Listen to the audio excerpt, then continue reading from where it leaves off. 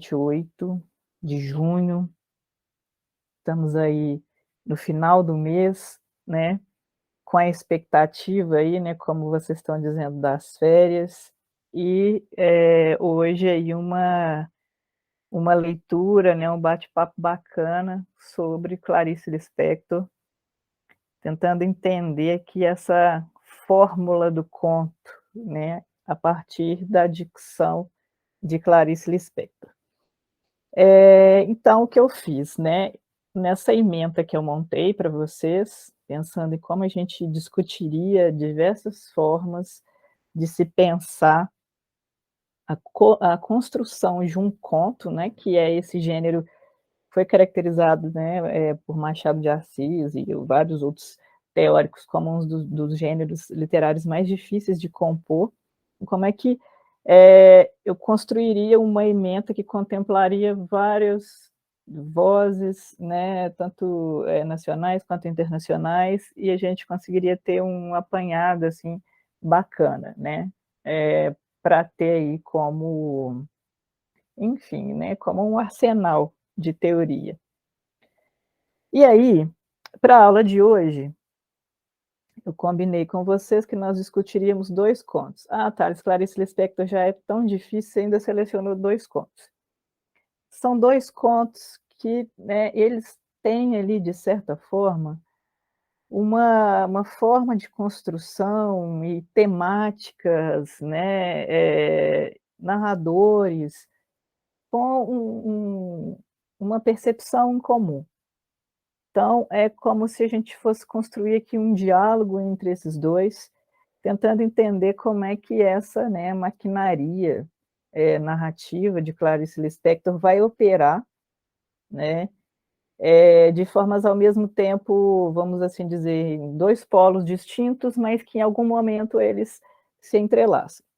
Os contos selecionados foram o Amor e o Búfalo, né? Amor e Búfalo, ambos estão aí na coletânea Laços de Família, né, uma das primeiras obras assim, do gênero, né, reunião de gênero contos, que a gente tem aí mais, né, vamos assim dizer, elaboradas de Clarice. Antes ela chegou a compor um livro ali na década de 50, alguns contos, mas não foi um livro assim, né, que foi uma abertura para ela, né, nessa temática, nesse gênero conto. A caráter mesmo somente aqui, né, dos protocolos, nós vamos aqui seguir um roteirozinho, só para a gente não se perder, né? E aí, para a aula 5, eu selecionei também um texto teórico que ajuda a gente a entender um pouco, né, dessa forma do conto em Clarice, que é um texto do Benedito Nunes, está dentro de uma obra que se chama Leitura de Clarice Lispector, e um recorte ali dentro, né, um dos ensaios é a forma do conto. Então, são várias leituras, vários ensaios sobre essa produção de Clarice Lispector. E aqui, especificamente, que a gente vai discutir, né, nessa ideia né, dessa forma do conto em Clarice, foi o que eu nomeei aqui, que, né, vários teóricos trabalham a respeito de Clarice Lispector como uma marca da produção, né, literária dela, que é a ideia de epifania. Isso vai aparecer também lá na Nadia Batelli Gottlieb, no Teoria do Conto, né, em que ela vai falar sobre essa característica de Clarice Lispector, que é a epifania, né, de repente algo que vai surgir ali dentro das narrativas e que vai provocar, de certo modo, um espanto, e desse espanto, né, vão acontecer várias tensões, ali, vários conflitos resultantes, então, de uma certa percepção de mundo. Aqui um pouquinho, né, sobre quem é, né, o rostinho aqui do Benedito Nunes, o teórico que, né, elaborou o texto teórico que está embasando a nossa discussão de hoje. Ele, né, viveu ali entre 1929 e 2011, lá do Belém do Pará, filósofo, professor e crítico literário, tá? Essa obra dele, em que nós temos esse texto teórico, né, foi publicado em 73, então é um livro, inclusive, que está fora de edição, esgotado, né? A gente acha aí, são recortes desse livro. Um pouquinho sobre Clarice aqui, né? Não pretendo me esgotar na vida de Clarice, nem na obra, né? Que é grandiosa, mas é somente para a gente ter ali, né, enfim, uma apresentação básica sobre a escritora, né? Viveu, né, ela nasceu na Ucrânia, mas veio bem jovem para o país, com 2 meses ela veio para o Brasil, né? Viveu entre 1920 e 77. Viveu aí no final de sua vida no Rio de Janeiro, foi escritora e jornalista, né? Vai viver também em várias cidades do Brasil, Recife, Maceió, Rio de Janeiro, como em vários países, Itália, Inglaterra, Estados Unidos, Suíça, né? O marido dela era diplomata, o Mauri Gurgel Valente, então isso fez com que ela, né, morasse em vários lugares. Ela teve 2 filhos com esse diplomata, e ela veio se divorciar dele em 1959. Né? O primeiro conto dela foi publicado quando ela tinha 20 anos, conto que se chamava Trunfo, né? Se chama Trunfo, ele existe. Foi publicado na revista Pan em maio de 1940. Tá? O livro que a gente retirou os contos, né, é uma dessas primeiras obras, né, uma das obras inaugurais de Clarice, Laços de Família, foi publicado pela primeira vez em 1960, tá? Na época era a editora Francisco Alves, que chegou a publicar essa obra. Sobre o livro, né, porque, de certo modo, há uma temática, né, que enlaça ali todos os contos, né? Primeiramente, ele tem ali 13 contos, que é interessante, dessas obras, né, dessas histórias, é que a maioria delas, a gente tem um narrador em terceira pessoa, né, o que a gente chama de narrador heterodiegético, ele não está dentro da trama, né, ele está fora da trama, apenas um conto ali narrado em primeira pessoa, os títulos dos contos que compõem essa obra, né, e algumas características da escrita de Clarice Lispector, como a descrição psicológica, né? Aqui a gente vai, né, até aproximar um pouco ali né, dessa ideia de densidade psicológica que a gente discutiu na aula anterior, né, de Machado de Assis, alguns traços autobiográficos, né, que vão ser perceptíveis ali se recuperarmos, logicamente, né, por uma leitura biográfica, né, a vida de Clarice, os lugares por onde ela passou, viveu, enfim, pessoas com as quais ela conviveu. O tom intimista, né?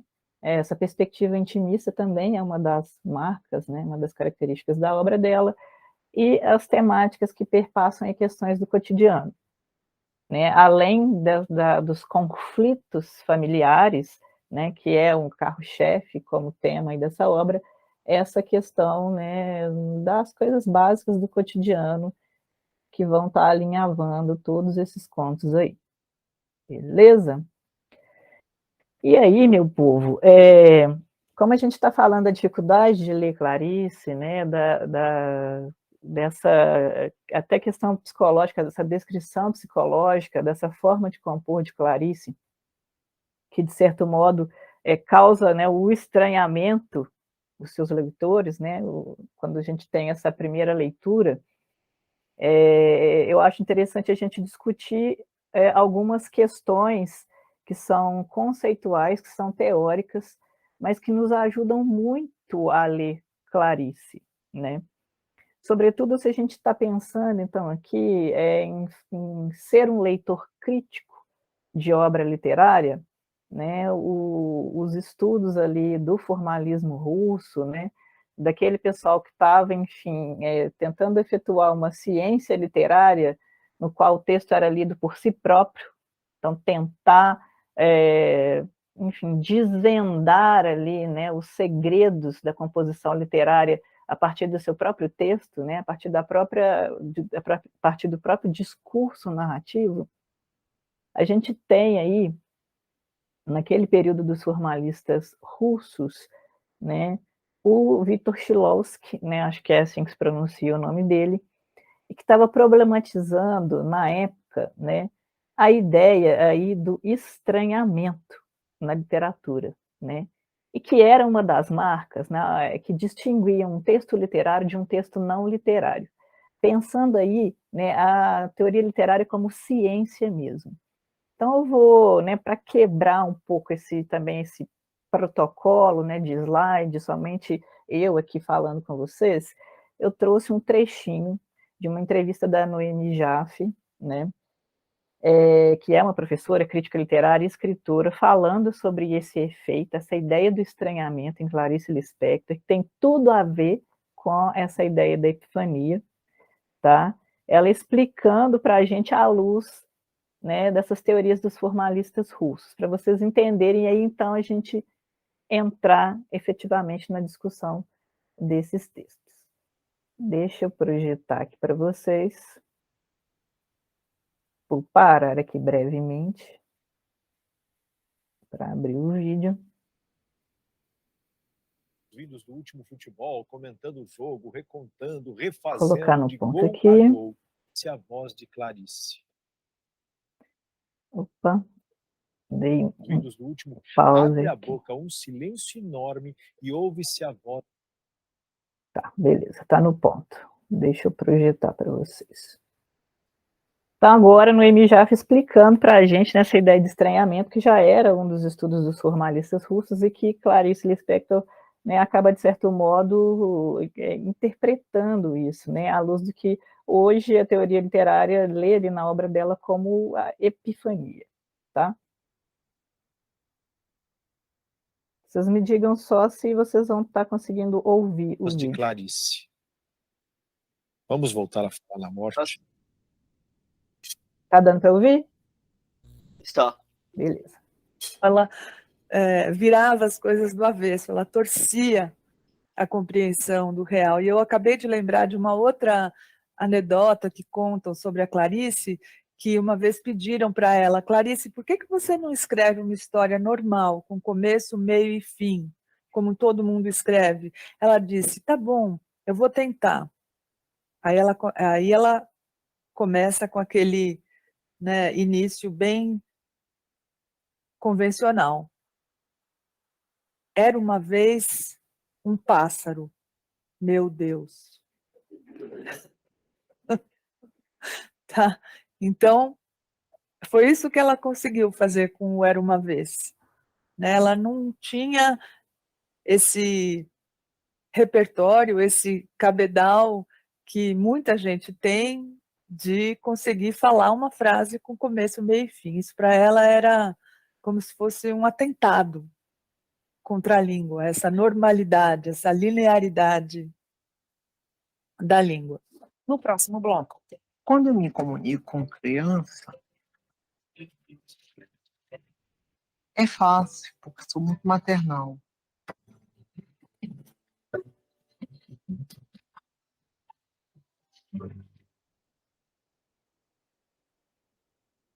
Mais do que descrever situações e personagens, Clarice Lispector nos convida, através de suas palavras, a rever o mundo. Ou melhor, voltar a vê-lo com o mesmo encanto e fascínio que uma criança vê algo pela primeira vez. Quando eu me comunico com criança, é fácil, porque sou muito maternal. Quando eu comunico com adulto, na verdade, estou me comunicando com o mais secreto de mim mesma. O adulto é triste e solitário. Né? A criança tem a fantasia solta. Eu quero falar um pouco para vocês sobre o histórico da noção de estranhamento, que já é uma noção antiga na teoria da literatura. Então, no começo do século XX, houve um grupo de estudiosos da literatura na Rússia, chamados os formalistas russos. Talvez vocês já tenham ouvido falar de um ou outro desses teóricos, mas um deles, chamado Viktor Shklovsky, um nome bem complicado, escreveu um livro chamado A Arte como Procedimento, e nesse livro ele falou sobre um conceito que depois rendeu muito para o estudo da literatura, que foi muito polêmico também, chamado ostranienie, em russo, cuja tradução para o português é justamente estranhamento.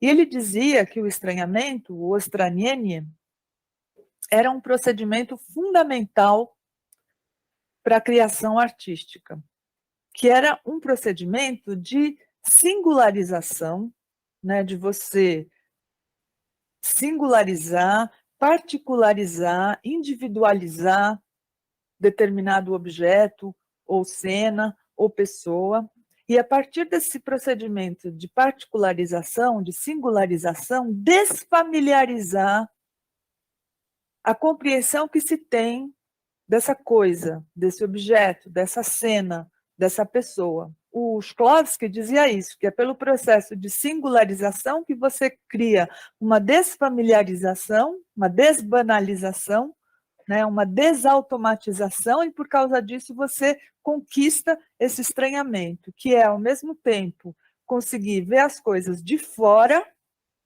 né, que é esse estar de fora, não pertencer, e também ver as coisas pela primeira vez. Isso também é um efeito de estranhamento que tem muito a ver com a Clarice Lispector. Ela tinha, nas obras dela, a capacidade de ver as coisas como uma criança, como se ela as estivesse vendo pela primeira vez. E, ao fazer isso, ela faz com que nós também, leitores, consigamos ver aquelas coisas como pela primeira vez. Na própria cidade em que a gente mora, nos próprios lugares que a gente frequenta, de repente adquirir um olhar estrangeiro em relação a ele. É tão gostoso, né? O mesmo olhar que a gente tem quando a gente viaja para um lugar que a gente não conhece. E às vezes a gente consegue, pela singularização, pela desfamiliarização, também ver o nosso lugar como estrangeiro, né? É adquirir, mudar alguma coisa na sintonia mental, na sintonia dos sentidos, para conseguir ver as coisas pela primeira vez. E a Clarice conseguia fazer isso, né, na obra dela, e eu acho que, tenho certeza de que isso tem muito a ver com esse olhar de fora, que tem a ver com essa percepção inaugural, infantil da realidade. Esse olhar inaugural, esse olhar estrangeiro, esse olhar de estranhamento em relação à realidade, em relação ao mundo, é também o olhar do espanto. Uma coisa que eu escrevi sobre um bandido, sobre um criminoso chamado Mineirinho, que morreu com 13 balas, quando uma só bastava, e que era devoto de São Jorge, e tinha uma namorada, que me deu uma revolta enorme. A qualquer coisa assim, com o primeiro tiro me espanta, o segundo tiro, não sei o que, o terceiro tiro, coisa, o 12º me atinge, o 13º sou eu. Eu me transformei no Mineirinho, massacrado pela polícia. Qualquer que tivesse sido o crime dele, uma bala bastava. O resto era vontade de matar. Era prepotência. Esta é a lei. Mas há alguma coisa que, se me faz ouvir o primeiro e o segundo tiro com um alívio de segurança, no terceiro me deixa alerta, no quarto desassossegada, o quinto e o sexto me cobrem de vergonha, o sétimo e o oitavo eu ouço com um coração batendo de horror, no nono e no 10º minha boca está trêmula, no 11º digo em espanto o nome de Deus, no 12º eu chamo meu irmão, o 13º tiro me assassina, porque eu sou o outro, porque eu quero ser o outro. Essa justiça que vela meu sono, eu a repudio, humilhada por precisar dela. Enquanto isso, eu durmo e falsamente me salvo. Nós, os sonsos essenciais.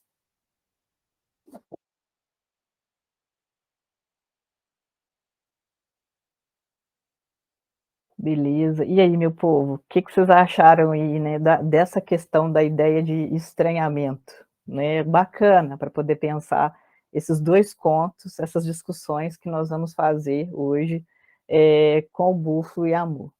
E a forma como, né, é incrível assistir esses trechos da entrevista da Clarice, né, que foi ao ar na década de 70, essa entrevista, não sei se vocês já viram essa entrevista completa, né, mas Clarice é uma personalidade, né, incrível, essa entrevista é um espanto mesmo, né, Clarice é uma monstruosidade. Então, é isso. Estranhamento, né, singularizar, tirar aquilo ali do automático e, de certo modo, né, eu acho que essa crônica dela também sobre Mineirinho, né, a ideia de, né, de repente, a alteridade, né, se colocar no lugar do outro e tentar visualizar isso de um outro ponto, isso é muito bacana. Então, tendo essa ideia de estranhamento, da singularização, né, e pensando essa questão da epifania, a gente volta aqui então para os nossos, né, para as nossas discussões, para alinhavar isso aqui também, né, com algumas pontuações do Benedito Nunes, como tópicos importantes para a gente pensar a escrita da Clarice, tá? A questão do eixo mimético, ou seja, né, a forma de imitação, né, a forma de representação das narrativas de Clarice. O Benedito Nunes vai dizer o seguinte, né, que nos romances e nos contos da Clarice, a gente tem aí um eixo mimético que é assente na consciência individual, como o limiar originário entre sujeito narrador e a realidade, né? Então, essa questão de consciência vai ali, de certo modo, perpassar essas histórias, tá? Então, esse caráter psicológico, né, que vai ser construído. Sobre as histórias especificamente, né, o que ele diz para a gente? Na maioria dos contos da autora, o episódio único que serve de núcleo à narrativa é um momento de tensão conflitiva, tá? E nesses dois contos isso vai aparecer claramente, tá? Esse conflito, e é um conflito contínuo. Então, a própria ideia de clímax aqui, ela começa a ficar, de certo modo, opaca, né? Porque começa a se misturar com essa ideia do conflito, essa tensão conflitiva que o Benedito Nunes aponta aqui. É uma espécie de crise instaurada na história, e essa crise ela vai tomando cada vez maiores proporções, tá? Até o desfecho, e aí que no caso do conto, né, como nós temos uma narrativa mais condensada, isso acaba sendo bem saturado, né, satura bastante a narrativa. E aí ele diz o seguinte, né, sobre isso, sobre essa tensão conflitiva. Em certos contos, a tensão conflitiva se declara subitamente e estabelece uma ruptura do personagem com o mundo. Então, ela é como se os contos já começassem na tensão conflitiva. Noutros, porém, a crise declarada, que raramente se resolve através de um ato, mantém-se do princípio ao fim, seja como aspiração ou devaneio, seja como mal entendido ou incompatibilidade entre pessoas, tomando a forma de estranheza diante das coisas, de embate dos sentimentos ou de consciência culposa, né? Essa própria questão do embate da consciência culposa vai aparecer no conto Amor, por exemplo. Tá? Pontos que vamos observar agora, tá? Pensando agora especificamente os contos. No conto Amor, né? Essa tensão conflitiva vai aparecer, né? Pensando aí as ideias do grotesco, da náusea causada pela personagem, a ideia de êxtase, né, que ela vai ter ali com aquela cena, também uma espécie de paralisia, né, a partir desse êxtase, né, dessa epifania, dessa consciência que ela adquire, né, a respeito da vida, sobretudo da vida que ela tem, tá? O clímax aqui, ele vai sendo desenvolvido, né, no desenvolvimento da trama, né, no caminhar da trama, e a finalização, né, se dá com um anticlímax, ou seja, né, é como se a vida daquela personagem voltasse a funcionar, né, como era antes, tá? Então, há um clímax e ao final desse conto um anticlímax, ou seja, tudo volta a funcionar do mesmo jeito que era antes. Lá no Búfalo, né, nós já temos aí essa tensão conflitiva causada, né, pela confrontação, tá, da personagem, né, da mulher e da besta, né, da fera ali, do búfalo, né, daquele animal que na trama, né, é o animal que vai significar para ela ali, vai ter um significado, uma ambientação semântica relacionada à violência, ao ódio que ela está buscando ali dentro daquele espaço, né, para confrontar com um sentimento que ela busca também desenvolver nela, né, que ela acha falho nela. Então, é uma espécie de confronto de ódio, né, no olhar do búfalo e no olhar daquela mulher. O desfecho da trama é que nós temos o clímax, né, que é o ponto alto da narrativa. Então, ao contrário de Amor, né, em que o clímax ele perpassa toda a narrativa e ao final nós temos o ponto mais baixo da trama, né, volta-se ao lugar comum. No Búfalo não, né, o ponto alto da narrativa é o fim dela. Então isso aqui também, né, vai ser uma questão interessante para a gente trabalhar esse diálogo. Outra questão para a gente pensar as narrativas de Clarice também, né, são os momentos de crise, que eles são sempre condicionados, né, ou majoritariamente condicionados por situações de confronto, né, seja confronto entre pessoas e coisas, entre pessoas e animais, entre pessoas e a natureza, né, os vegetais. Isso aparece aqui nos dois contos, inclusive pensando um espaço comum entre eles, né, um jardim zoológico e um jardim botânico, tá? Que é bacana se pensar.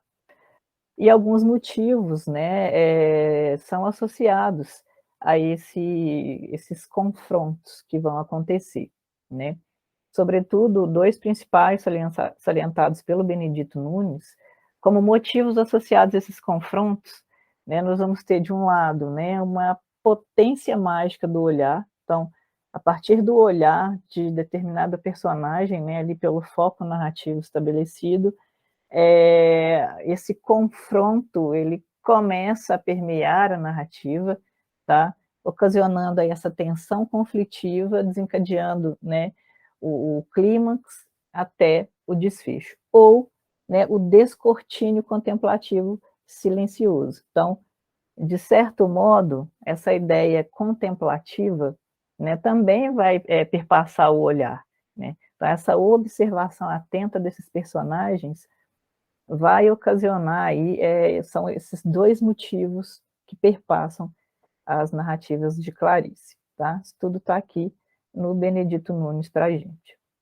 Então, vamos falar, né, primeiro aí do conto Amor, tá? Para a gente, enfim, verificar como isso está acontecendo e também discutir o que vocês pensaram a respeito do conto, né? Quais foram as percepções, enfim. Um resuminho aqui no conto Amor, né, é um conto aí narrado em terceira pessoa. Nós temos, né, a história de Ana. Ana é uma mulher de classe média, casada, tem bons filhos, tem uma vida tranquila. Um dia ela sobe um bonde, né, para fazer compras, e em uma dessas paradas do bonde ela observa ali na rua um cego mascando chiclete. E essa cena, né, a cena, a fisionomia do homem, né, o modo como o homem se coloca ali, né, desamparado no mundo e ao mesmo tempo muito tranquilo, né, vai desencadear nessa personagem uma série de sentimentos conflitantes, né, e aí ela vai passar a refletir sobre a sua vida, sobre a sua relação com o mundo. Então há um outro espaço para o qual ela se desloca, né, ela perde o ponto em que ela vai descer na volta para casa, ela, né, chega até o Jardim Botânico e é um lugar ali onde também ela né, chega perdida, e ali ela vai refletir também sobre essa experiência que ela teve, né, com o cego mascando chicletes, sobre a forma, né, de como o mundo coloca os corpos em perigo, né, e elas, né, sempre têm a necessidade de controlar tudo, de ter tudo sob controle, né, de ter uma vida protegida, enfim.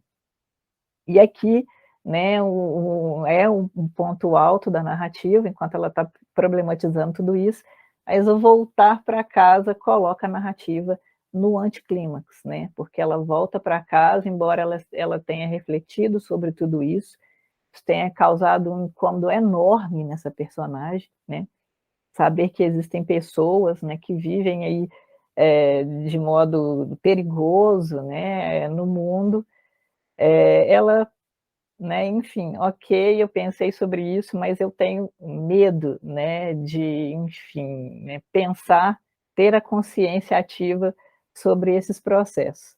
E aí ela volta, enfim, né, para o ponto onde ela sempre esteve, né, na vida comum, da família, do marido, dos filhos, uma casa relativamente confortável com as famílias, e essa consciência, né, pesarosa desaparece, tudo volta, né, a acontecer cotidianamente como era antes, tá? Então, eu vou, de certo modo, abrir aqui para vocês falarem um pouquinho, ou comentarem até mesmo aqui pelo chat, né, alguns pontos que vocês acharam interessante desse conto, né, ou que, de certo modo, trouxeram, né, flashes, assim, né, insights interessantes para a gente poder pensar a ideia de epifania, né, essa ideia do estranhamento. Vocês conseguiram, né, fazer a leitura? Comentem comigo aqui, podem abrir o microfone, né, ou até mesmo falar pelo chat. Pode falar, Luiz. E Thales, beleza. Esse conto foi um conto bem interessante, eu inclusive eu reli ele ontem à noite, né? E no primeiro momento causa mesmo um estranhamento na gente. Eu fiquei me perguntando, meu Deus, o que essa mulher tá arrumando? Porque ela, quando ela vê o cego mascando chiclete, acho que é esse momento que ela tem essa epifania, né? Você comentou, você falou que ela começa a meio que questionar tudo.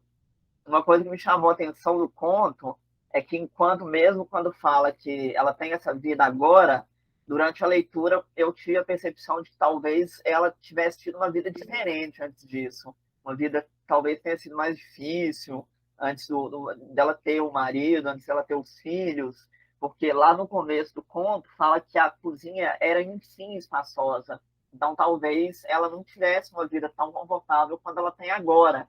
E aí, quando ela vê isso, né, ela vê o cego na Chiclete, tipo, isso é como um clique na cabeça dela. Ela volta e ela começa a lembrar dessa vida que ela teve, que não era tão perfeita, que não envolvia talvez essa tarefa de cuidar dos filhos, de cuidar do marido, fosse uma vida de dificuldade mesmo.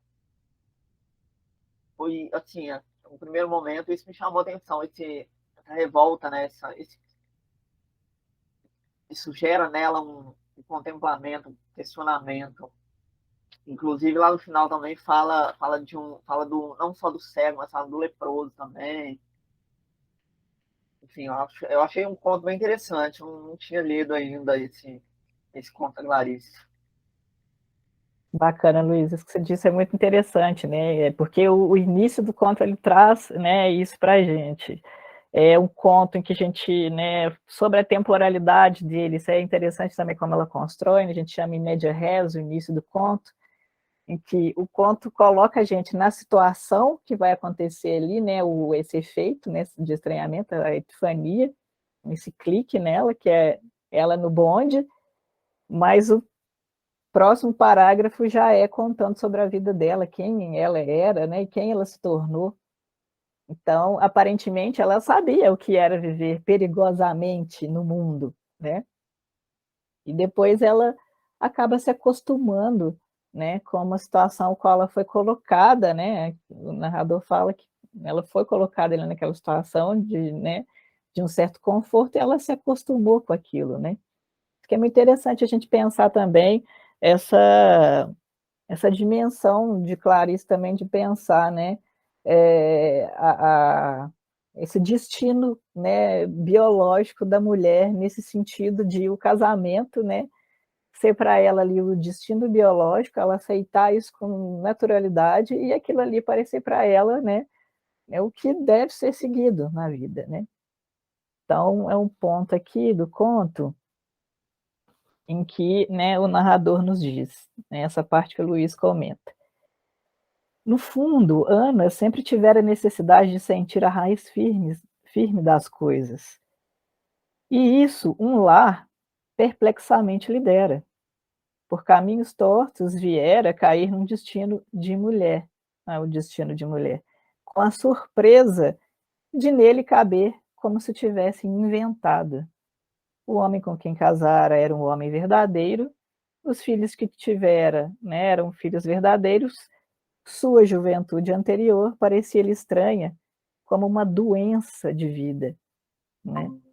Então, essa questão de ela, né, esse fato da vida dela, né, de não ter segurança, para ela, né, no passado aquilo ali, para ela já não fazia mais sentido. Dela havia aos poucos emergido para descobrir que também sem a felicidade se vivia. Abolindo-a, encontrara uma legião de pessoas, antes invisíveis, que viviam como quem trabalha com persistência, continuidade, alegria. Gente, essa parte que é muito interessante, tá? Porque ela tem um ponto de ligação com outro conto, tá? Já vou pegar ali os comentários da Ana, que também são muito pertinentes, mas isso que o Luiz disse, né? Dessa mudança de paradigma na vida, né, dessa personagem, de ela passar, né, de um lugar, de um tempo em que não havia segurança, né, em que a vida dela também, né, tivesse sido periclitante, como o narrador coloca aqui, esse destino, né, de mulher, o casamento havia colocado ela nesse lugar, né, de uma pretensiosa, né, de uma aparente segurança. E ela ali, né, como, né, diz o pessoal, seguiu o baile. Então, entendendo, tá, que essa suposta segurança, tá, era a felicidade, tá, era o que deveria, né, ocorrer com ela ali e vida que segue, né. Então essa ideia de felicidade, né, da continuidade, da alegria, tá, nessa questão rotineira ali de sempre estar pronta, disponível para o lar, para a família, e era aquilo ali, pronto, beleza, estava ótimo para ela, tá. Em outro ponto, pensem também nessa questão sobre o que esse narrador coloca sobre uma hora perigosa do dia, que era a hora em que ela não era, de certo modo, produtiva, tá. Ela não estava, enfim, trabalhando para ninguém, ela não estava prestando nenhum serviço para ninguém, né, para o filho, para o marido. Era a hora em que ela parava para refletir sobre a vida. Esse era um momento perigoso, e que o narrador coloca que isso já, né, isso já era, de certo modo, evidente para a personagem, tá. Essa hora perigosa do dia, em que ela tanto fugia, né, ela fugia dessa situação, né, de estar, né, sem fazer nada, de estar inerte, acontece quando ela justamente está buscando fugir disso, né, ela foi fazer compras, foi ocupar o seu dia. Tá ali naquele momento, essa hora do espanto arrebata essa personagem. O que a Ana disse aqui, que acha interessante como, né, é descrito ali o momento exato da epifania, né, que ela parece ter raiva, essa ideia de raiva também é um ponto ali de contato no conto Búfalo, né, que é a raiva, o ódio, né, o que é esse sentimento nesse momento aí de epifania desse personagem. mas poderia também ser a raiva sobre a quebra da certeza da vida dela, exatamente, né? Então, é como se aquele cego que ela visualiza, né, na rua ali, completamente desprotegido, né, mas ele está ali mascando chiclete e rindo, mascando chiclete e rindo, depois está sério, né? É como se aquilo ali fosse uma ofensa para ela, né? Em que tinha essa concepção da segurança, né? Como algo que ela devia carregar o tempo todo com ela, né? Pense também naquela metáfora ali da bolsa, né? A bolsa que ela carrega, com as coisinhas que ela carrega ali. E quando o bonde, de certo modo, dá uma, né, uma parada, aquela bolsa dela cai, quebram alguns ovos, a textura daquela bolsa, que até então para ela, né, era agradável, começa a ficar áspera. Vocês percebem como esse conto também é muito sensorial, sinestésico, né? A escrita da Clarice também tem muito disso, de sinestesia, né? Ela coloca a gente para sentir as coisas do mundo, né? Para pegar, para sentir, para cheirar, para ouvir. Então, essa densidade narrativa, né, é muito interessante. A Ana falou aqui dos ovos, né, da metáfora, da quebra da expectativa da personagem. Tá? O Peter está com um problema aí na bateria aí, mas voltou novamente, tá? Então, essas questões que vão acontecendo no conto, né? Sobre, né, esse movimento dela, porque o conto ele tem um encaminhamento, né, em que ela vai ser colocada nessa situação, né, de perigo também, entender o mundo como um lugar que, né, nós não temos controle sobre tudo. A questão do bonde, né, dessa metáfora da bolsa que ela carrega com ela, né, o bonde e os trilhos, é, é algo que eu trouxe para vocês pensarem aqui também. Deixa eu passar aqui para os elementos da narrativa, tá, para mostrar para vocês algumas questões acontecendo, tá? Os espaços, tá? Casa, rua, jardim botânico, sendo a casa esse espaço, né, do íntimo, esse espaço que, de certo modo, abriga essa certeza, né, de uma tranquilidade para ela, e a rua e o jardim botânico como espaços que são metáforas da periculosidade da vida, do mundo, né? Esse clique, né, que a gente vai chamar de epifania, sendo marcado pelo cego, tá? Mascando chiclete, o anticlímax, que é o retorno para a vida normal dela, mas deixa eu mostrar uma questão para vocês que acontece nos dois, tá? Depois eu volto lá. O que eu estou colocando aqui como uma espécie de maquinaria do espanto, tá? Que no conto Amor vem com né, a ideia do bonde, que é esse veículo em que ela se desloca para o mundo, tá? Então, imagine ali, parece que ali a vida é o trilho, né? O bonde é o elemento que faz com que ela se desloque para ter essas percepções. Então, isso é muito interessante, porque lá no conto Búfalo, ela está também num espaço que é o Jardim Zoológico, né? Que é também esse lugar onde ela encontra com a natureza, né? Com algo que há de mais primitivo, os animais, a natureza, e há ali também uma espécie de veículo que faz com que leve ela para esse momento da epifania, que é a montanha-russa. Ela vai ali para tentar encontrar, né, o ódio, a violência que ela não encontra nela. Então, esse bonde é o que leva ela para esse momento de encontrar o cego e ter esse clique, né? Então, deixa eu pegar aqui o trechinho em que isso vai acontecer, que é muito interessante. O bonde se arrastava, em seguida estacava. Até o Maitá tinha tempo de descansar. Foi então que olhou para o homem parado no ponto. A diferença entre ele e os outros é que ele estava realmente parado. De pé, suas mãos se mantinham avançadas, era um cego. O que havia mais que fizesse Ana se aprumar em desconfiança, alguma coisa intranquila estava sucedendo. Então ela viu. O cego mascava chiclês. Um homem cego mascava chiclês. Ana ainda teve tempo de pensar por um segundo que os irmãos viriam jantar. O coração batia-lhe violento, espaçado. Inclinada, olhava o cego profundamente, como se olha o que não nos vê. Ele mascava goma na escuridão.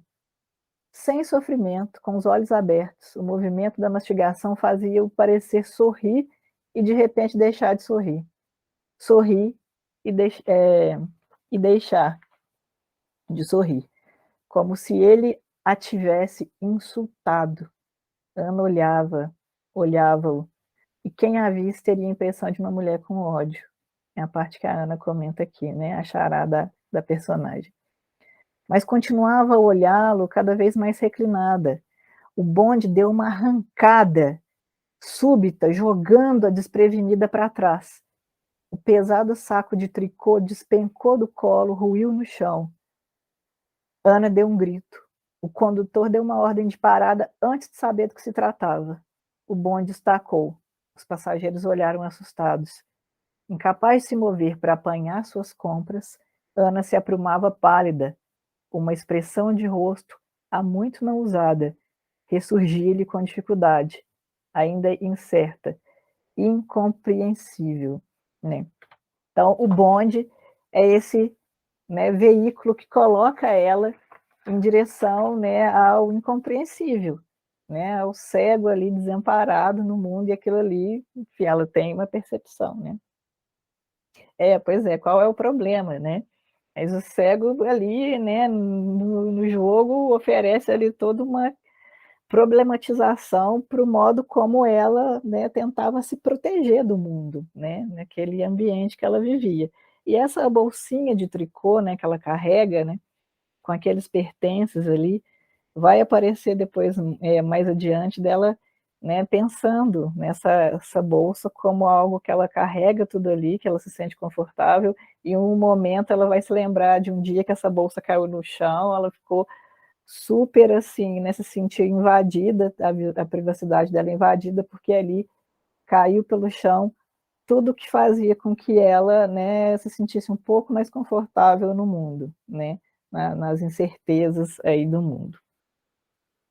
Então, o narrador prossegue aí, né, falando desse movimento de crise, né, que se instaura na trama.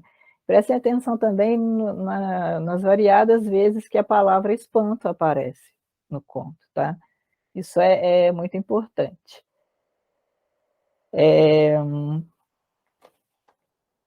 Tem uma parte aqui também, meu povo, que, né, olha só, essa ideia de o mundo ser periclitante, né? Isso é importante também nesse conto, né?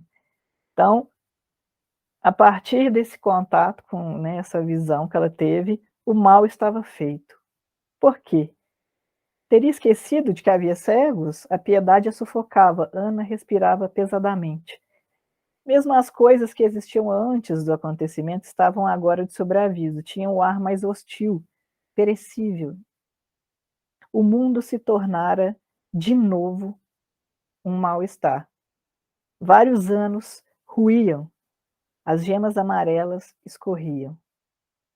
Expulsa de seus próprios dias, parecia-lhe que as pessoas da rua eram periclitantes, que se mantinham por um mínimo equilíbrio à tona da escuridão, e por um momento a falta de sentido deixava-as tão livres que elas não sabiam para onde ir.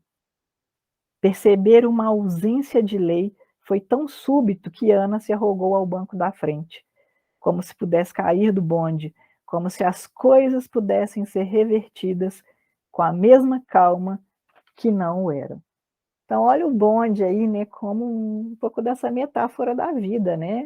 O bonde, né, em movimento, de repente, dá aquela estacada, ela, né, cai para trás, assusta com aquela cena do cego mascando chiclés, né? Então, a vida meio que sai dos trilhos, vamos assim dizer, né? E isso é o momento em que essa crise é instaurada em Ana.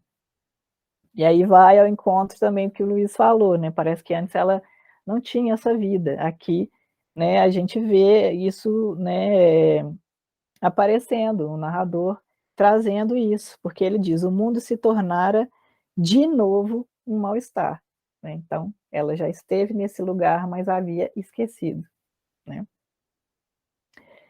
E aí, né, ela fica toda abalada com essa cena, vai para um jardim, né, erra o caminho de volta, vai parar no jardim botânico. Ali também ela vai se deparar com um lugar, né, vasto, com uma natureza, né, tudo livre, né, com plantas enormes, né, sombras, lago.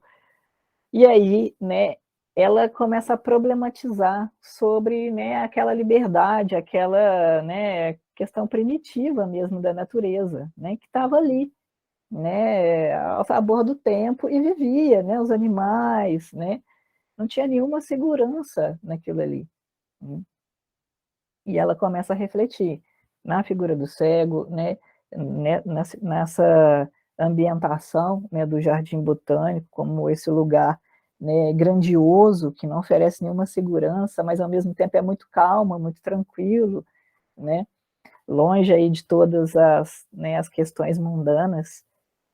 E isso, né, começa a fazer com que ela fique incomodada, né, e ela pensa também no lugar que ela ocupa hoje na sociedade, né? Isso é interessante aqui, como que ela começa a achar injusto o lugar que ela ocupa, onde ela vive, em relação a outras pessoas que não têm esse mesmo lugar, vamos assim dizer, né?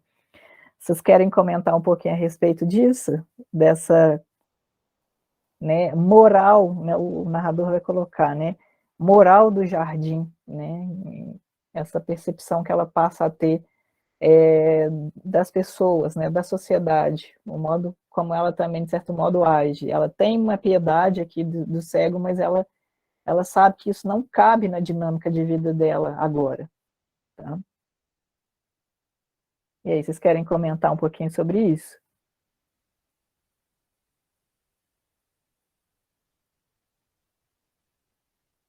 Vamos lá, meu povo. Vou começar a fazer igual a Ana do conto, né? Ou a Vanessa da Mata que canta, né? Não me deixe só, eu tenho medo do escuro, dos fantasmas da minha voz. É quase uma conversa aqui, né? Com esse conto de Clarice.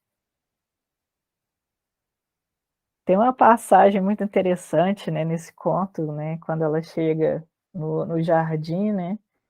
Começa a ter essas percepções, que é o narrador vai dizer, né? Pareceu-lhe ter caído numa emboscada. Fazia-se no jardim um trabalho secreto, do qual ela começava a se aperceber, né? Quem era, né, a Ana no mundo naquele momento. A crueza do mundo era tranquila, o assassinato era profundo e a morte não era o que pensávamos. Ao mesmo tempo que imaginário era um mundo de se comer com os dentes, um mundo de volumosas dálias e tulipas. Os troncos eram percorridos por parasitas folhudas, o abraço era macio, colado, como a repulsa que precedesse uma entrega. Era fascinante. A mulher tinha nojo e era fascinante, né? Então, como essa periculosidade do mundo, isso causava nela fascinação e ao mesmo tempo nojo, né? Pode falar, Luiz. Ô, Thales, uma outra coisa que me chamou a atenção antes disso, dessa passagem que você falou, é que tem uma parte que fala que o que ela chamava de crise viera final. E aí eu me lembrei, eu associei com. Eles falam que a mulher, em uma certa idade, ela tem uma crise. Aí talvez eu pensei que talvez pudesse ser alguma coisa relacionada a isso também. Esse momento que ela tem aí, essa percepção, talvez pudesse ter uma associação com essa crise que vem com essa idade, especificamente. Uma idade de crise aí, né? A idade de um certo juízo, né? Que apodera ali da vida dela, né? Cotidiana. Tem um diálogo, assim, com isso, né? Do ponto de vista aí psicológico, né? A gente pode, né? Sim, por que não estabelecer essa conexão, sim. E a forma, né, como o mundo, a periculosidade do mundo, a não segurança do mundo, ao mesmo tempo que brilha os olhos dessa personagem, né, também provoca asco, né. Então, há uma problematização aqui desse narrador também a respeito desse lugar que ela ocupa no mundo agora, né. Isso é interessante. Essa questão das crianças, né, como as crianças elas são observadoras e aparece até lá naquela entrevista da Clarice, né, como ela traz também que essa percepção das crianças para esse conto, né, porque ela estava ali nesse jardim, ela estava toda, né, atordoada, parou ali um pouco para descansar, nem as crianças perceberam ela por ali, né. Ela não era notada, né, as pessoas passavam batido por ela. Né, então, essa questão de uma certa, né, vamos assim dizer, um apagamento, né, na sociedade também perpassa aqui esse papo, né. Mais ao final aqui do conto, né, pra gente poder pensar esse diálogo que tem, né, a forma como a Epifania aparece aqui e que ela começa a problematizar essa segurança que ela tem, né, e a forma como outras pessoas não têm, aparece essa ideia de piedade, né, em contraposição, à vida que ela tem e o modo como isso não cabe mais na dinâmica de vida dela, né. A piedade pelo cego era tão violenta como uma ânsia, mas o mundo lhe parecia seu, sujo, perecível, seu. Abriu a porta da casa, aí é que ela já está voltando para a casa dela. A sala era grande, quadrada, as maçanetas brilhavam limpas, os vidros da janela brilhavam, a lâmpada brilhava. Que nova terra era essa? E por um instante, a vida sadia lhe levar até agora, que levar até agora, pareceu-lhe um modo moralmente louco de viver. Porque a vida, né, aí adiante, era periclitante. Ela amava o mundo, amava o que fora criada, amava com nojo.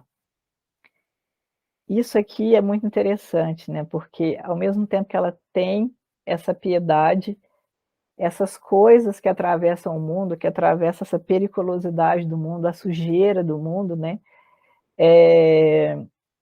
para ela, causa asco, causa nojo. Então essas contraposições aí que vão acontecer o tempo todo entre o espanto, né, entre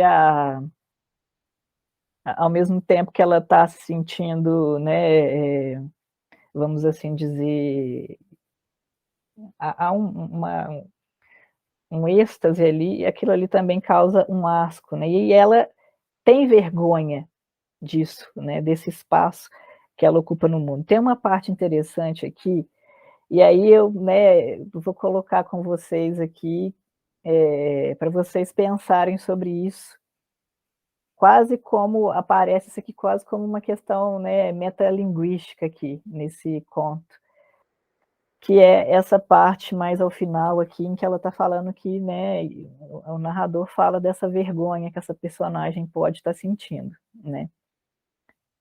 Não havia como fugir. Os dias que ela forjara haviam se rompido na crosta e a água escapava.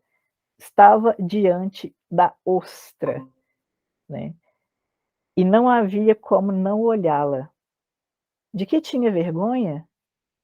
É que já não era mais piedade, não era só piedade, seu coração se enchera com a pior vontade de viver. Já não sabia se estava do lado do cego ou das espessas plantas. O homem pouco a pouco se distanciara e em tortura ela parecia ter passado para o lado dos que lhe haviam ferido os olhos. O jardim botânico tranquilo e alto lhe revelava. Com horror descobria que pertencia à parte forte do mundo e que nome se deveria dar à sua misericórdia violenta. Pensem naquele trechinho, né, que o narrador fala, estava diante da ostra, né? A ostra, aquele animalzinho que guarda a pérola, né? Mas ao mesmo tempo, pensem no termo, né, em russo lá, que é utilizado para falar sobre o estranhamento, ostranение, né? Então, pensem nessa preciosidade, né, que surge com esse momento de epifania e numa possibilidade aqui de construir uma ideia quase que, né, uma metanarrativa, né? Falar sobre o estranhamento a partir dessa imagem, dessa própria imagem desse animalzinho, né, que guarda ali alguma, né, uma surpresa, uma pérola, né, um presente. Como isso figura nas narrativas, né? Pensem nisso, tá? Fiquei pensando durante a minha leitura da manhã sobre essa questão aparecendo nesse conto. E a forma como o narrador também coloca que ela foi apoderada de uma espécie de piedade de leão, né? Como é que é essa ideia da piedade de leão? Ou seja, ela se sabe ali, né, no topo da cadeia alimentar, ela tem, né, piedade, mas ela não vai deixar, né, o mundo dela de segurança para compactuar com o mundo daqueles, né, que estão em periculosidade. E é exatamente o que ela faz ao final da trama, né, o anticlímax, embora ela tenha sido perpassada por todos esses sentimentos de culpa, de piedade, de misericórdia, né, ela não consegue vivenciar isso mais, né? A segurança do mundo para ela já está ali estabelecida. Então ela volta para casa, volta para o marido, para os filhos, né? E o marido novamente vai proteger ela ali dessa vida que é perigosa, né?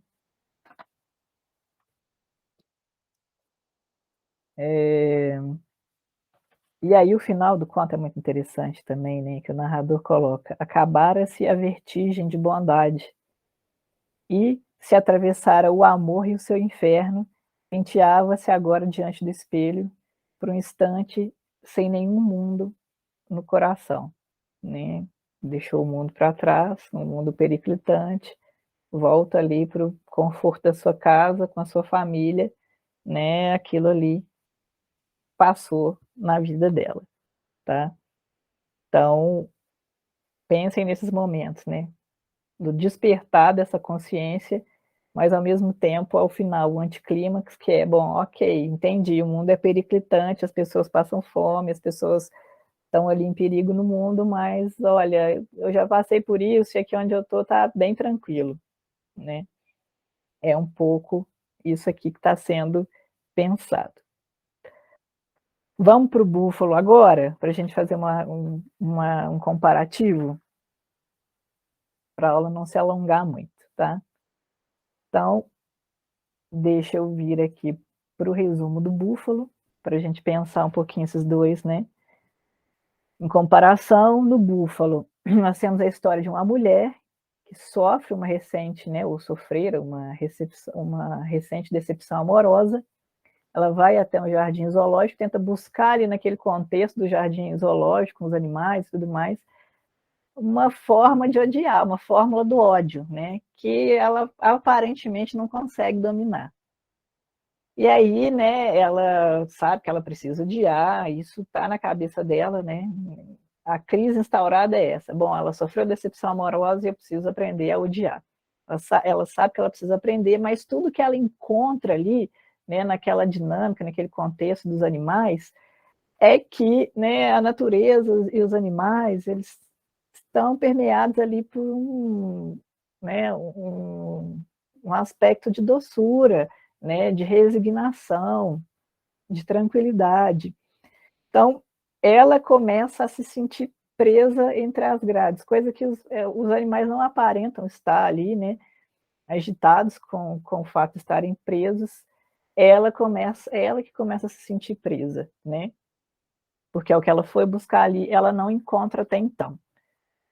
A resolução, né, dessa tensão conflitiva vai aparecer já no final do conto, onde nós vamos ter aí o clímax, né, em que ela vai entrar em confronto, né, a partir do olhar, um confronto visual com o búfalo, que vai colocar ela ali de frente com, né, o que ela está buscando, né, o ódio, a violência, né, que é o animal que vai ali, de certo modo, simbolizar, né, a violência ali no contexto dos demais animais. E aí, como isso se resolve, né, para essa personagem. A Ana aqui colocou uma mensagem, teve que sair. Então vamos lá, vamos falar um pouquinho sobre o búfalo. Agora, por enquanto, ficou só eu e Luísa aqui. O Peter hoje está com dificuldades lá na conexão dele, está caindo bastante. Quer comentar um pouquinho sobre esse, Luiz? Thales, então, o que chama atenção nesse conto, né, é justamente esse ódio que essa mulher parece estar tendo nesse momento, quando o conto inicia. Ela olha para vários animais ali no zoológico e tudo que ela sente é ódio. E aí eu meio que pensei que talvez pudesse ter uma conexão com o amor, né, que é o ponto anterior, que a mulher fica revoltada quando ela vê um cego bastante chiclete. Mas talvez, eu não sei se tenha, talvez não tenha, porque, como a gente comentou aqui, agora é mais uma questão de que ela tem meio que um clique. É diferente, uma questão diferente. Eu percebi que é uma questão diferente. Mas o que chama a atenção no conto, no Búfalo, é justamente esse sentimento que essa mulher sente ali, nesse momento, durante toda a narrativa. Ela tá revoltada, tá full pistola com tudo. Ela tá muito brava. O que me chamou mais atenção no conto foi essa questão de que ela tá revoltada ali, ela começa a falar que tem uma parte que ela fala que vai matar o macaco olha para ela e ao mesmo tempo eu lembrei também do amor, porque é um macaco velho, aparentemente ele tá cego também. Ele olha para ela e ela fica muito nervosa, ela quer matar o macaco. É interessante, né? Porque tipo, o tom desse narrador, né? Também é um narrador em terceira pessoa, né? Que tem esse viés de ele aparentemente saber o que se passa na cabeça dela, né? Parece ter esse ponto de onisciência, né? Tá lendo os pensamentos ali da personagem. É essa questão, né? O modo como a resignação, né, causa ódio, né? Causa raiva nesses personagens, né? O cego está ali tranquilamente, a vida está seguindo, né? Ele está ali naquela situação, mas beleza, né? Para ele está tudo ótimo, resolvido. Ali no contexto do zoológico são os animais, né? Isso parece que causa mais revolta ainda, porque é como se os animais não tivessem nem aí, né? Para o contexto ali de estar, né? Enfim, nas jaulas e tudo mais. E modo como ela acaba se colocando naquele lugar, né? Ela se coloca naquele lugar e o narrador até coloca um ponto, né? E o tempo todo com os punhos fechados, né? Como ela está se protegendo, né? Percebe esse viés da proteção, né? Se protegendo, né? E o ódio. Com os punhos nos bolsos do casaco, olhou em torno de si, rodeada pelas jaulas, enjaulada pelas jaulas fechadas, né? E o tempo todo esse jogo de palavras aqui, né? Eu acho muito bacana o monte de metáforas que vão aparecer, né? Essas comparações que deixam o texto muito, né? Bacana, bonito, poético, né?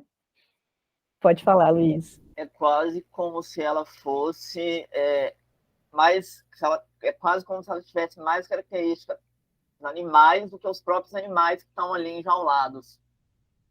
Exatamente, né? Há essa, né, a animalização dela e os animais mesmos, né, aparecem ali. Vou até projetar, porque eu acho muito interessante mostrar isso aqui acontecendo, né? E essa atmosfera luminosa, né, do início do conto, ao contrário do conto Amor, né, esse aqui não é em média res, ele não começa no meio do conto, né? Então, essa progressão, né, linear da história. E aí, a forma luminosa como esse conto inicia. Deixa eu dar um zoom aqui. Melhorou, né? Mas era primavera. Até o leão lambeu a testa glabra da leoa. Os dois animais louros. A mulher desviou os olhos da jaula, onde só o cheiro quente lembrava a carnificina que ela viera buscar no jardim zoológico.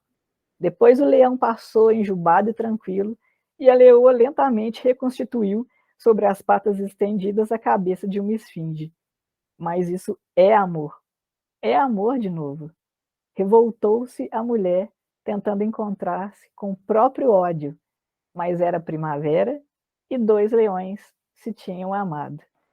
Então, a forma como, né, isso aqui vai, né, sendo colocado assim, constantemente contra o que ela tinha ido buscar ali. Ela estava, né, como você disse, full pistola, tinha sido enganada, né, sofreu essa decepção amorosa e vai para lá para, bom, entre os animais deve ter alguma cena de violência que eu vou, enfim, né, tentar quase fazer ali uma análise, né, uma terapia. E o que ela visualiza lá o tempo todo são cenas de animais, né, se amando, resignados com a sua situação, humildes, né? Isso é revoltante, né? Isso vai seguindo e ela vai passando por vários animais, ó. Mas a girafa era uma virgem de tranças recém-cortadas, com a tola inocência do que é grande e leve e sem culpa, né?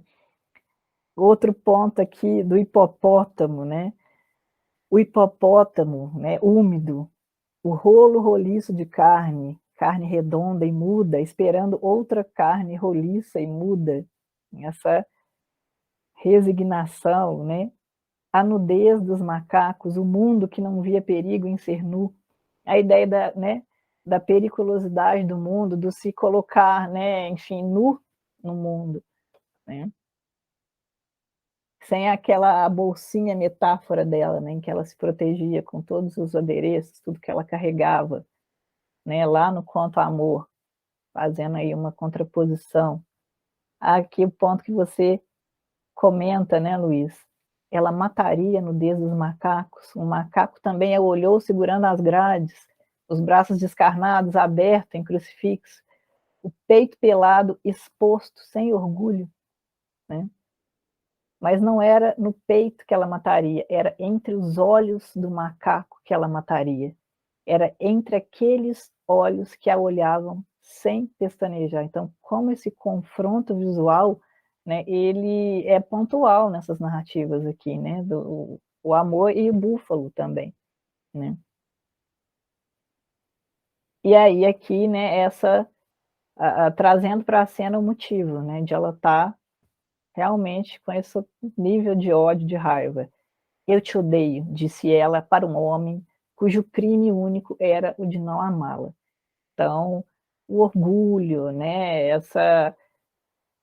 esse orgulho ferido, né, fez com que ela fosse buscar ali alguma cena, né, enfim, de ódio em que ela pudesse se deliciar com aquilo, mas não foi o que ela encontrou. E o tempo todo os animais, vários animais, passando aí, né, por essa cena do amor, né, de algo que seria então leve, né, livre, sem orgulho. E aí o ponto agora daquela, né, maquinaria que eu comentei com vocês, né, a maquinaria do espanto. Então, lembrem-se lá no Amor, aparece o bonde, né? Em que ela se desloca e em um determinado momento, né, ela visualiza aquele cego mascando chiclete, ela dá um grito, o bonde para, né, porque não se sabe por que ela está gritando, e aquilo ali ativa, né, o momento de epifania. Aqui, né, ela então vai buscar a violência, já que ela não encontrou no reino animal ali, né, por onde ela estava passando, então pensa em um movimento também, né, uma narrativa meio itinerante. Ela foi ter a sua violência sozinha, né? Então ela vai entrar numa carrinho de montanha-russa, vai andar de montanha-russa para, enfim, ter esse momento de raiva, né? De ódio, não sei. E ali estava ela agora sentada, quieta no casaco marrom, o banco ainda parado, a maquinaria da montanha-russa ainda parada. Separada de todos no seu banco, parecia estar sentada numa igreja, né? Então, pensa também nessa comparação da montanha-russa com a igreja. Os olhos baixos viam o chão entre os trilhos. O chão onde simplesmente por amor, não o amor, onde por puro amor nasciam entre os trilhos ervas de um verde tão leve, tão tonto, que a fez desviar os olhos em suplício de tentação. Então, até a natureza, ali, as ervas daninhas, né, se desenvolviam com, né, a questão do amor. A brisa arrepiou-lhe os cabelos da nuca, ela estremeceu recusando, em tentação recusando, sempre tão mais fácil amar, mas não, ela já estava cansada, coitada, né? Mas de repente foi aquele voo de vísceras, aquela parada de um coração que se surpreende no ar, aquele espanto, olha o espanto aí, a fúria vitoriosa com que o banco a precipitava no nada, e imediatamente a sorriguia como uma boneca de saia levantada. O profundo ressentimento com que ela se tornou mecânica, o corpo automaticamente alegre, o grito das namoradas, seu olhar ferido pela grande surpresa, a ofensa, faziam dela o que queriam, a grande ofensa, o grito das namoradas, a enorme perplexidade de estar espasmodicamente brincando, faziam dela o que queriam, de repente sua candura exposta. Quantos minutos? Os minutos de um grito prolongado, de trem na curva e a alegria de um novo mergulho no ar, insultando-a como um pontapé. Ela dançando descompassada ao vento, dançando apressada, quisesse ou não quisesse, o corpo sacudia-se como o de quem ri. Aquela sensação de morte às gargalhadas, morte sem aviso de quem não rasgou antes os papéis da gaveta. Não a morte dos outros, a sua, sempre a sua. Ela poderia ter aproveitado o grito dos outros para dar seu urro de lamento. Ela se esqueceu. Ela só teve espanto. E agora esse silêncio também súbito, estavam de volta à terra. A maquinaria de novo inteiramente parada. Então, né, essa máquina de novo que leva ela a ter essa percepção, né, de como ela chegou a nessa tensão conflitiva, o término do relacionamento amoroso, e ali naquela montanha-russa, aquela maquinaria fazendo ela pensar em tudo isso, né? A gargalhada das namoradas ali, dos casais na montanha-russa, fazendo com que ela tenha mais ódio ainda, e ela pensando sempre em como ela era feita de boba, né? O carrinho, aquele jogo, né, do corpo dela naquela máquina, de certo modo metaforizando o que era feito dela nos relacionamentos, né? Ela sempre conhecia essa ideia dos jogos, ela participando disso, e é o que faz ativar aí, de certo modo, esse momento, né? Essa epifania também surge, né? Dessa grande metáfora, dessa maquinaria, né? Então, uma vida meio que fora dos trilhos, vamos assim dizer, né? Numa montanha-russa. E aí, saindo da montanha-russa, ela, né, é o único momento que ela vê que ela consegue vivenciar ali de violência, né, enfim, de ódio, né, ela achou que ia ter ódio, mas ela o carrinho da vida ali fez com que ela se divertisse sem querer, né, era violento demais para ela conseguir pensar em sentir ódio. E aí ela vai continuar procurando ali por aquele lugar algum animal, alguma cena em que ela conseguisse confrontar o ódio dela com esse ódio, essa violência, né, animalesca. Ao fim, né, já esgotada por não achar, ela se depara com a cena do búfalo, que é também uma outra cena pontual, que eu acho interessante a gente pensar aqui em contraposição, né, a cena do cego ali, do jardim botânico. Aqui, ó. Enfim, ela estava cansada já de tanto andar por ali, por aquele jardim procurando, né, ela baixou a cabeça e ficou olhando um búfalo ao longe, né, um búfalo num lugar, remoto, ermo, né, um lugar, assim, bem, estéril, vamos assim dizer. E o búfalo era, né, impassível, imóvel ali, né, parecia olhar para ela, mas ao mesmo tempo não, era um búfalo negro, ao fundo ali não dava para perceber, o que dava para perceber era só os chifres dele, né, e, enfim, via-se que ele era um animal encorpado, né, um animal grande, mas impassível naquela grandiosidade dele, naquela ideia de violência que ele passava. E aí ela tentando chamar a atenção, né, do búfalo, e é interessante também como ela vai tentar chamar a atenção, né, deixa eu colocar aqui. Ela fica tentando chamá-lo com "ah", né, "ah", tentando chamar a atenção, joga pedra, né, no búfalo para ver se ele olha para ela, né, se aquela imagem de ódio, de violência olha de volta para ela. E aí ela percebe que não dá certo, né, e mesmo provocando, ele né, não está nem aí para ela, continua imóvel. Então, de repente, né, ele, enfim, de costas, ele vai se virar para ela, né. E aí é o ponto, o búfalo voltou-se, imobilizou-se e a distância encarou. Então, é a primeira vez que ela percebe que essa é a imagem da violência, né, que ela está buscando ali, encara ela pela primeira vez nos olhos. E aí, a cena, né, da decepção amorosa. "Eu te amo", disse ela então com ódio para o homem cujo grande crime impunível era o de não querê-la. "Eu te odeio", disse implorando amor ao búfalo, né.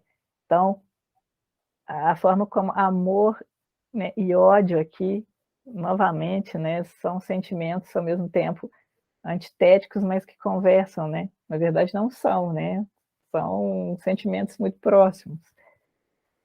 Enfim provocado, o grande búfalo aproximou-se sem pressa. Então, essa imagem do ódio, da violência, vai encarar essa mulher nos olhos, né, pela primeira vez. Ele se aproxima, a poeira erguia-se, a mulher esperou de braços estendidos ao longo do casaco. Devagar ele se aproximava. Ela não recuou um só passo, até que ele chegou às grades e ali parou. Lá estavam, o búfalo e a mulher, frente a frente. Ela não olhou a cara, nem a boca, nem os cornos. Ela olhou seus olhos. Os olhos do búfalo, os olhos olharam seus olhos. Em uma palidez tão funda foi trocada que a mulher se entorpeceu dormente, de pé em sono profundo, né? Os olhos do búfalo, e é interessante o modo como, né, os olhos do búfalo passavam essa ideia também para ela, né? O búfalo calmo. Lentamente a mulher meneava a cabeça, espantada com o ódio com que o búfalo, tranquilo de ódio, a olhava, quase inocentada, meneando uma cabeça incrédula, a boca entreaberta, né. Então lenta vertigem, que antes do corpo baquear macio, a mulher viu o céu inteiro e um búfalo. Então aqui, eu acho interessante a gente pensar, né, na forma como o ódio, né, inerente àquela figura do búfalo, né, da violência animal, é tranquila, né? É suave, é fácil para o búfalo vivenciar, e o modo como para a mulher ela se torna angustiante, de certo modo, né? E não é natural.